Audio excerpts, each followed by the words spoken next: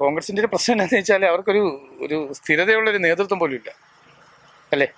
നമ്മളെ നയിക്കാൻ ഇപ്പം ഞാൻ പറയട്ടെ, ഇപ്പം വിജയൻ സഖാവ് എന്ന് പറയുന്നത് പിണറായി വിജയൻ എന്ന് പറയുന്നൊരു വലിയ ആപ്റ്റാണ് നമ്മുടെ മനസ്സിൽ, ഒരു വലിയ ധൈര്യമാണ് അല്ലേ.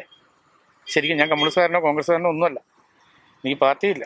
എന്നാലും ഞാൻ വസ്തുത പറഞ്ഞതാണ്.